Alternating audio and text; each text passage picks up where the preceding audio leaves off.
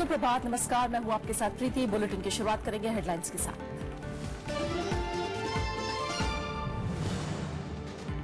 पंजाब और गोवा में थमा चुनाव प्रचार। मतदान के लिए चुनाव आयोग के चाक चौबंद इंतजाम। दोनों राज्यों में कल डाले जाएंगे वोट।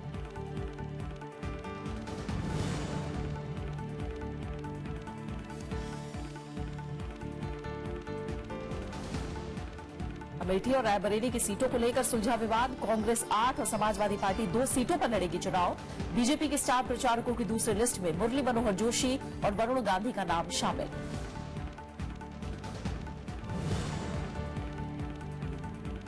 राज्यसभा में धन्यवाद प्रस्ताव पर चर्चा में विपक्ष ने आर्थिक नीतियों पर उठाए सवाल। कहा, नोटबंदी से नहीं हुआ फायदा।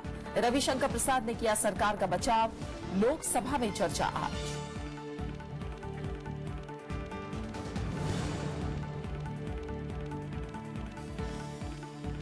नागालैंड में स्थानीय निकायों में महिलाओं को आरक्षण देने के विरोध में हिंसा जारी।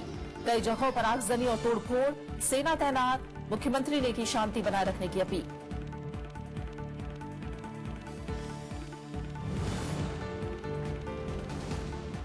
एयरसेल मैक्सिस करार में बारन बंधुओं को बड़ी राहत। विशेष अदालत ने सभी आरोपों को किया खारिज। सीबीआई और ईडी के सबूतों को माना नाकाफी।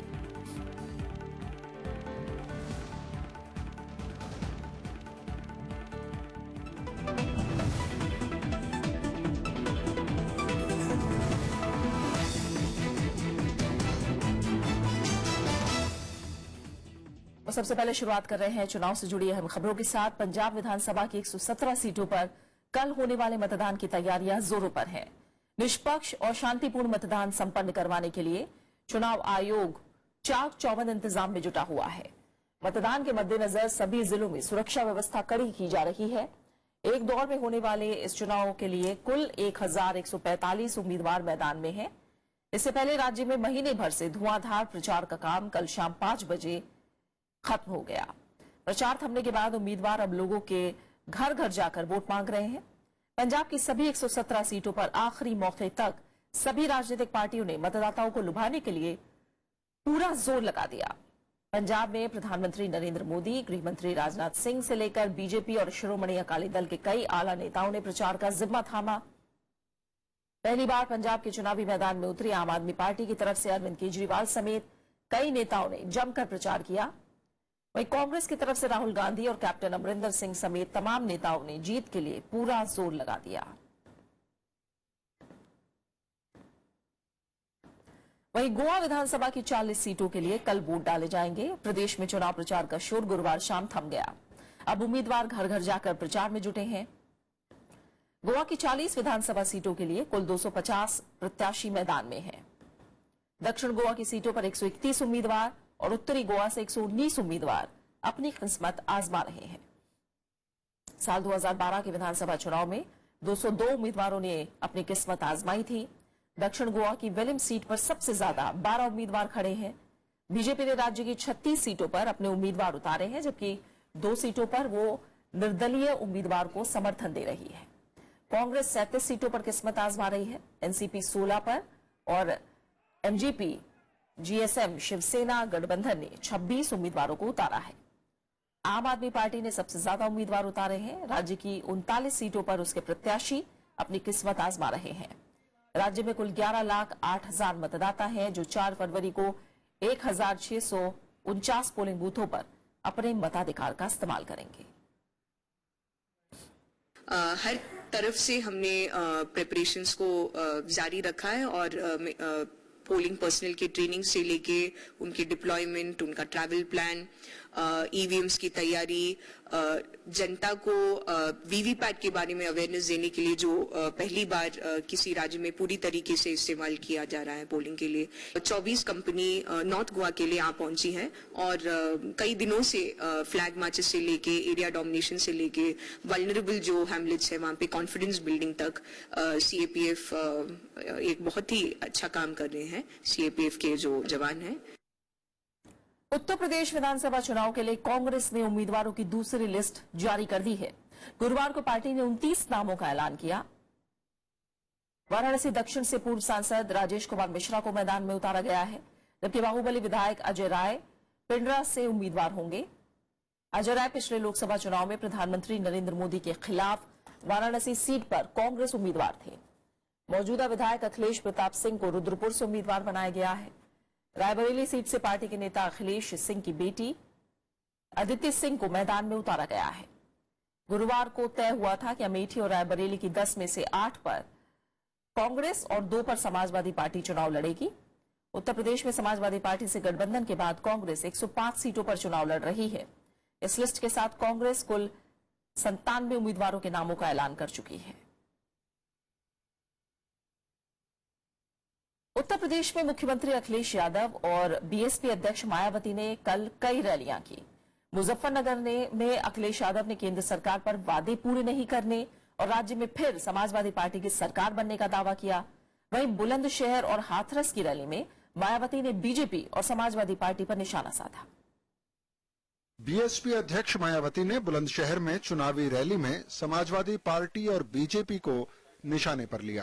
केंद्र सरकार की नीतियों की आलोचना करते हुए उन्होंने कहा कि नोटबंदी से करोड़ों लोग बेरोजगार हुए हैं।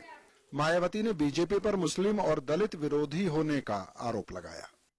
देश के दलितों, पिछड़ों व अल्पसंख्यक समाज के लोगों का अधिकांश मामलों में पहले से भी काफी ज्यादा शोषण व उत्पीड़न आदि किया है। अल्पसंख्यक समाज के लोगों को अपना एक तरफा वोट सपा को न देकर अकेले बहुजन समाज पार्टी को ही देना है।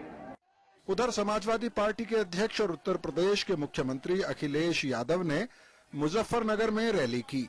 उन्होंने नोटबंदी, काले धन और अच्छे दिनों को लेकर बीजेपी को घेरने की कोशिश की। अखिलेश यादव ने कहा कि राज्य में समाजवादी पार्टी के पक्ष में हवा चल रही है। हम तो 3 साल से इंतजार कर रहे थे कि किसी बजट में तो अच्छे दिन आएंगे। उत्तर प्रदेश में समाजवादियों की सरकार आएगी, इन भारतीय जनता पार्टी वालों को सही में अच्छे दिन दिखाई देंगे। कोई चीज नहीं बजट में, न किसान के लिए, न मजदूर के लिए, न नौजवान के लिए। इस बीच प्रदेश बीजेपी अध्यक्ष केशव प्रसाद मौर्य ने कहा कि जनता बीएसपी और समाजवादी पार्टी के बहकावे में नहीं आएगी। जनता इनके ड्रामे को पूरी तरह से जान गई है और वो भाजपा के पक्ष में पूरी मजबूती से खड़ी है। कांग्रेस का तो उत्तर प्रदेश में वजूद खत्म हो गया है। हाँ, कुछ सीटों पे सपा बसपा से अलग अलग स्थानों पे हमारी लड़ाई है और हम उसमें सफल होंगे। वहीं इससे पहले चुनाव प्रचार नहीं करने की बात कह चुके मुलायम सिंह यादव के तेवर भी नरम पड़े हैं। उन्होंने समाजवादी पार्टी और कांग्रेस गठबंधन के लिए प्रचार करने की बात कही है। Bureau report, Rajya Sabha TV.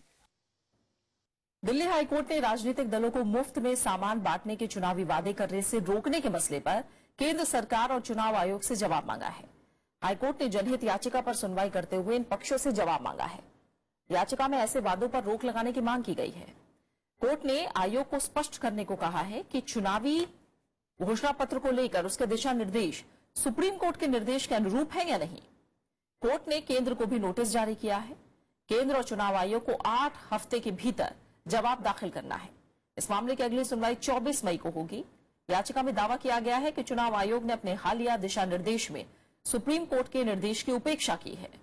जुलाई 2013 में सुप्रीम कोर्ट ने अपने फैसले में कहा था कि घोषणा पत्र में वादा करना भ्रष्ट व्यवहार नहीं है, लेकिन सामान मुफ्त बांटने से निश्चित तौर पर लोग प्रभावित होते हैं। याचिका में कहा गया है कि इस तरह के वादे से चुनाव प्रक्रिया की निष्पक्षता पर असर पड़ता है।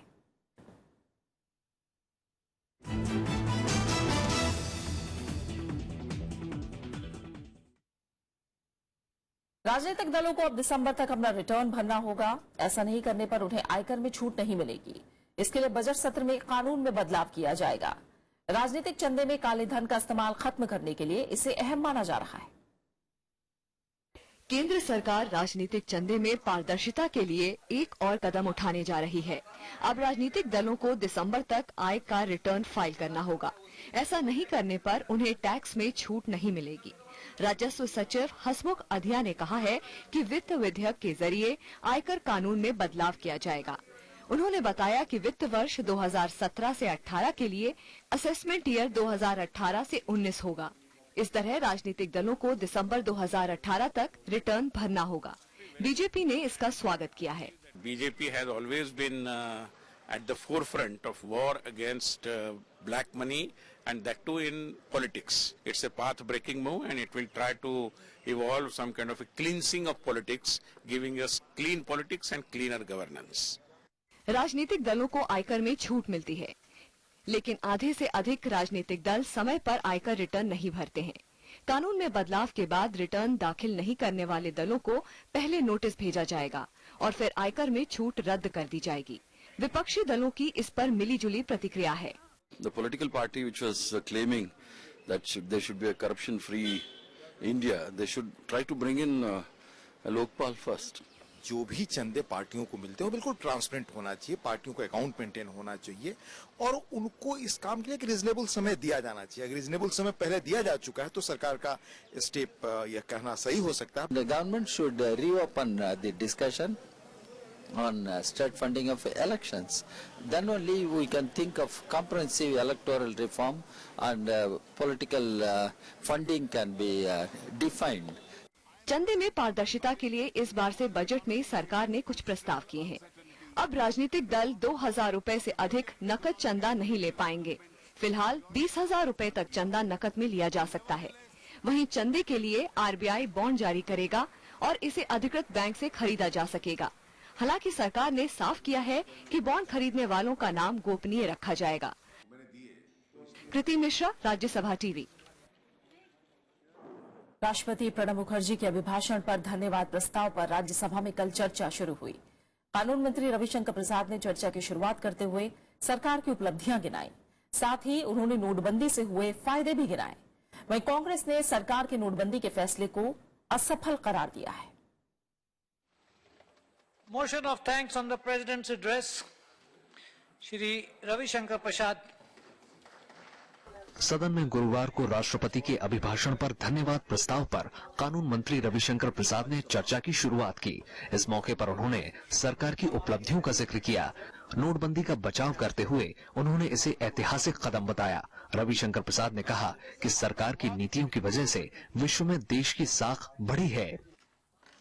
हवाला कारोबारी की साख कमजोर हुई या नहीं हुई है, सुपारी किलिंग्स की हिम्मत टूटी या नहीं टूटी है, कश्मीर में पाकिस्तान की प्रायोजित से पैसे लेकर ढेला फेंकने वालों की हिम्मत कमजोर हुई या नहीं हुई है, और जो माओवादी पैसे इकट्ठा करके नीचे प्लास्टिक में बांधकर गाड़ते थे वो हिंसा में कम अपने पैसे को बदलवाने के लिए अधिक परेशान हो रहे हैं। ये हमने करके दिखाया है।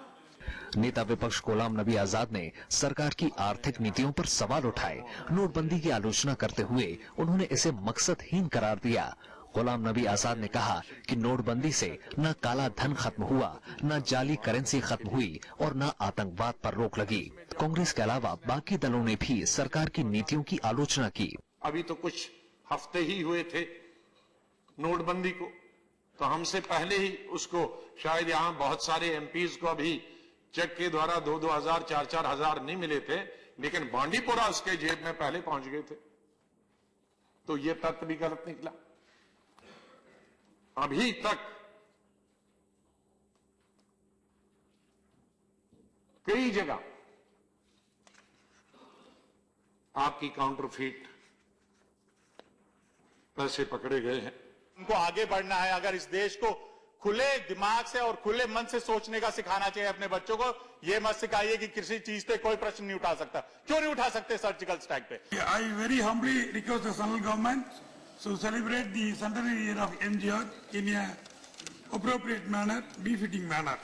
This list of 120 deaths. Sir, no Padma Shri, 1 minute, sir. But the problem is, has the government acknowledged these deaths? What is the policy of the government? In the coming days, it is going to be a major challenge and it can pose threat to the unity and integrity of the nation. Budget सत्र के पहले दिन संसद के दोनों सदनों में संयुक्त बैठक में राष्ट्रपति ने अपने अभिभाषण में सरकार की नीतियों और उपलब्धियों का जिक्र किया था।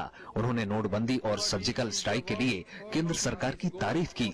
इसके साथ ही लोकसभा और विधानसभा का चुनाव एक साथ कराने के लिए सार्थक बहस की जरूरत बताई थी। कृति मिश्रा के साथ विशाल दहिया, राज्यसभा टीवी।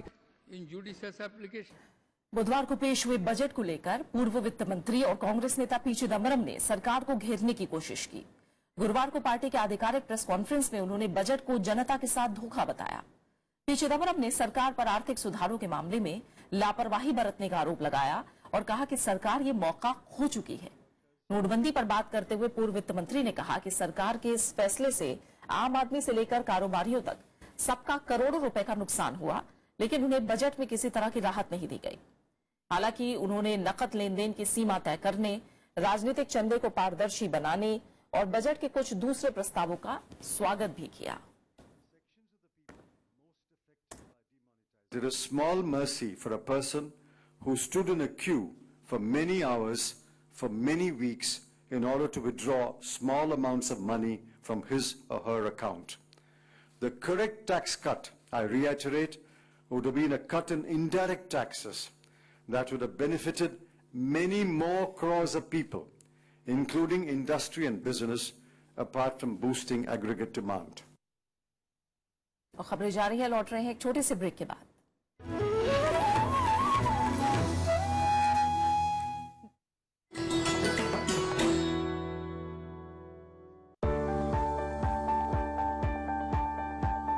बठिंडा का किला मुबारक गोविंदगढ़ के नाम से मशहूर,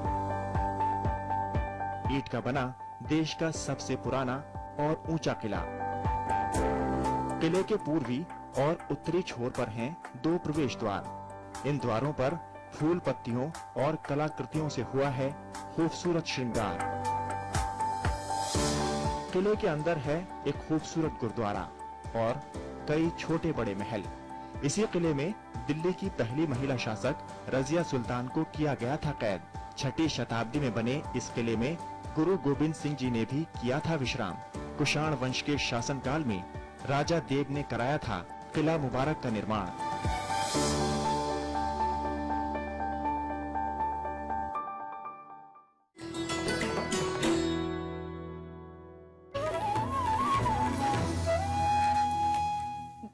नागालैंड के स्थानीय निकायों में महिलाओं को आरक्षण देने के विरोध में प्रदर्शन हिंसा में तब्दील हो गया है।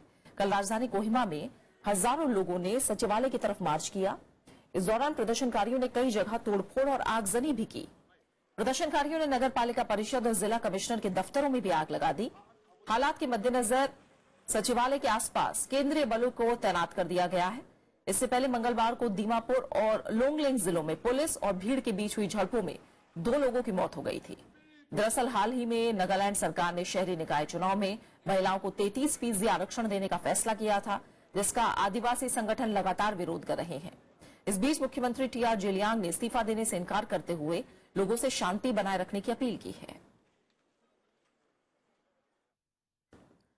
एयरसेल मैक्सिस डील मामले में मारन बंधुओं को कोर्ट से बड़ी राहत मिली है।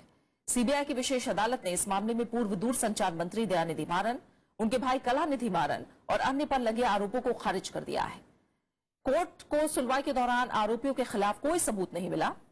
कोर्ट के आदेश का 2 आरोपियों मलेशियाई नागरिक राल्फ मार्शल और टी आनंद कृष्णन पर असर नहीं होगा, क्योंकि उनके खिलाफ सुनवाई को मामले से अलग कर दिया गया था।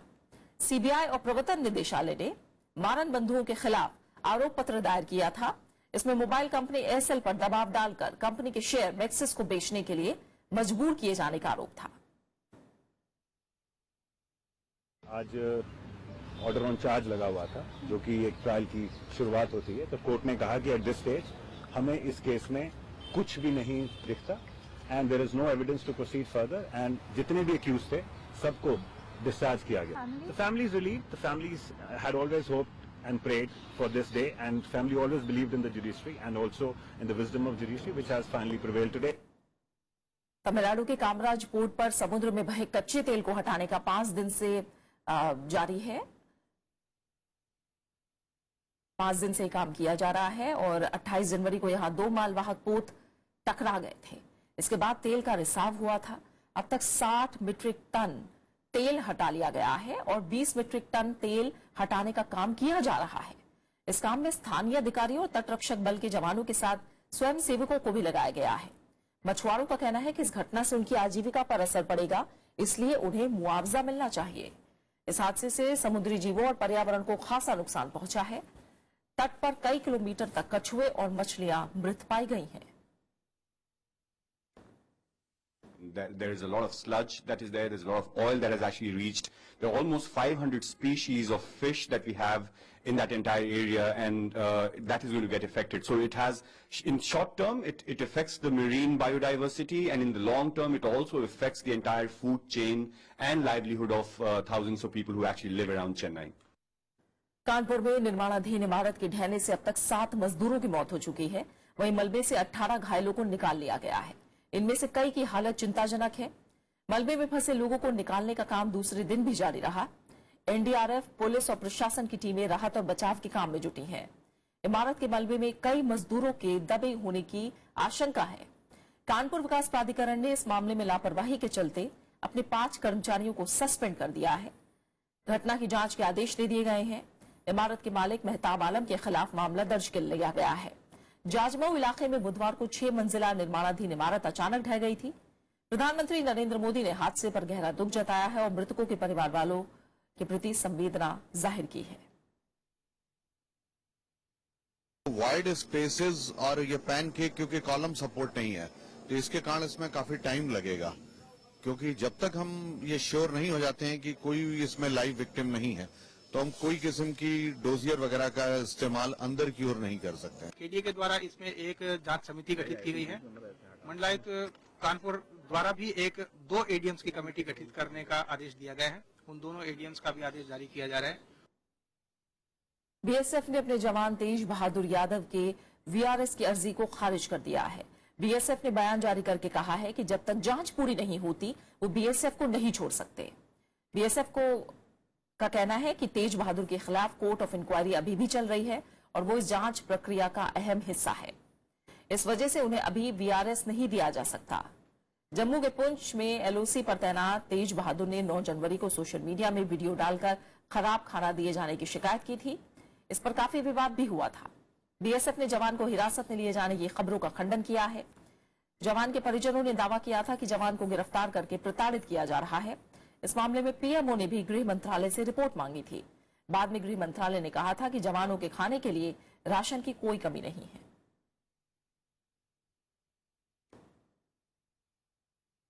भारत का कहना है कि जमात उद दावा प्रमुख हाफिज सईद के मुंबई हमले में शामिल होने के सारे सबूत पाकिस्तान में ही हैं।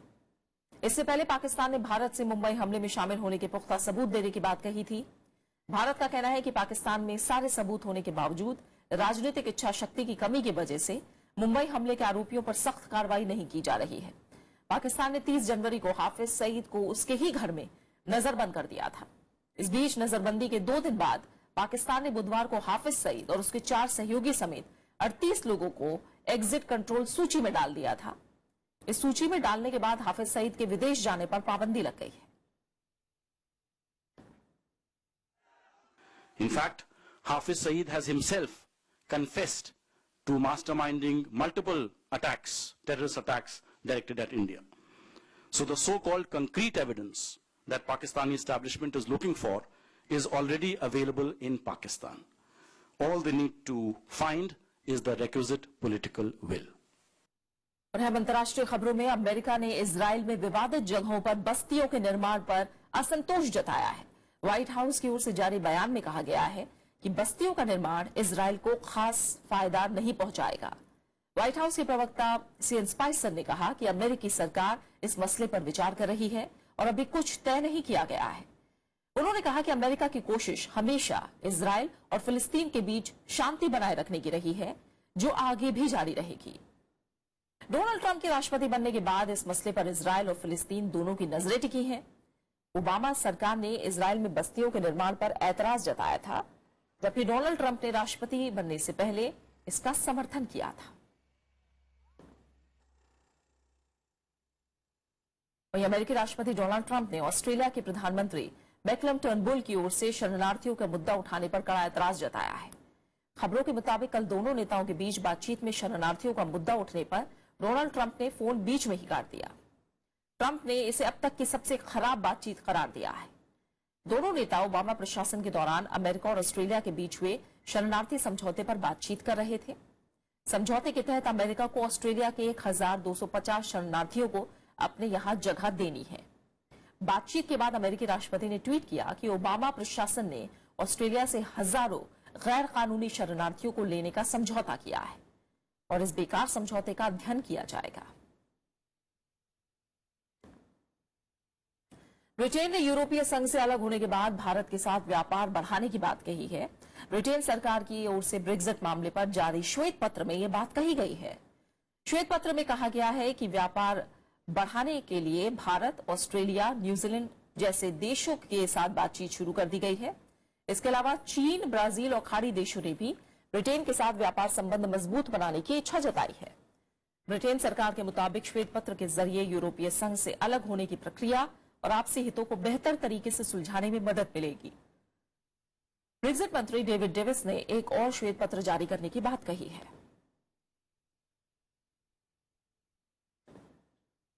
बात करते हैं खास शख्सियत की। मशहूर निर्माता निर्देशक नासिर हुसैन की आज जयंती है। आज ही के दिन 1931 में भोपाल में जन्मे नासिर ने 1953 में आई फिल्म अनारकली से फिल्मी सफर की शुरुआत की और उसके बाद हिंदी सिनेमा को एक से बढ़कर एक हिट फिल्म दी। उन्होंने तुमसा नहीं देखा, दिल दे के देखो, अनारकली और जब प्यार किसी से होता है जैसी फिल्में बनाई। नासिर ने जो जीता वही सिकंदर और कयामत से कयामत तक फिल्मों के डायलॉग भी लिखे। फिल्म कयामत से कयामत तक के लिए उन्हें 1988 में फिल्म फेयर अवार्ड से भी नवाजा गया। 13 मार्च 2002 को उन्होंने दुनिया को अलविदा कह दिया। यूं तो हमने लाख हंसी देखे हैं, तुम सा नहीं देखा हो, तुम सा नहीं देखा। छोड़ दो आचल जमाना क्या कहेगा, ओ छोड़ दो आचल जमाना क्या कहेगा। हा इन अदाओं का जमाना भी है दीवाना, दीवाना क्या कहेगा। चांद मेरा दिल चांदनी हो तुम, चांद से है दूर चांदनी कहाँ, लौट के आना है यही तुमको, जा रहे हो तुम, जाओ मेरी जान। डरते हो तुम उनसे, इतना कुछ कह गए वो पिताजी से और तुम चुपचाप देखते रहे। दम नहीं है तुमने। देखो मैं किसी से डरता नहीं। अच्छा तो उस वक्त चुप क्यों थे? क्योंकि हर बात का फैसला मार पिटाई से नहीं होता है और चुप रहने से भी नहीं होता है। और आखिर में हेडलाइंस।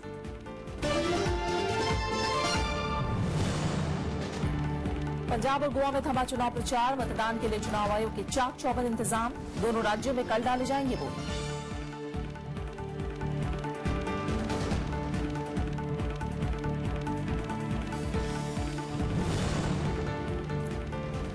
अमेठी और रायबरेली की सीटों को लेकर सुलझा विवाद। कांग्रेस 8 और समाजवादी पार्टी 2 सीटों पर लड़ेगी चुनाव। बीजेपी के स्टार प्रचारकों की दूसरी लिस्ट में मुरली मनोहर जोशी और वरुण गांधी का नाम शामिल।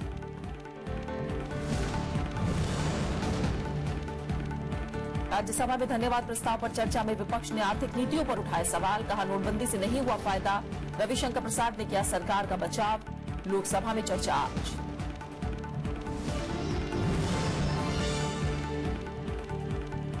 नागालैंड में स्थानीय निकायों में महिलाओं को आरक्षण देने के विरोध में हिंसा जारी। कई जगहों पर आगजनी और तोड़फोड़। सेना तैनात। मुख्यमंत्री ने की शांति बनाए रखने की अपील।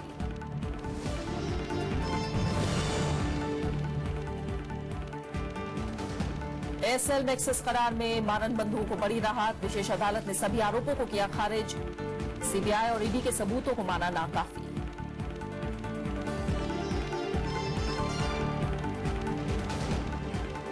फिलहाल इस बुलेटिन में इतना ही। आगे देखिए देश देशांतर। नमस्कार।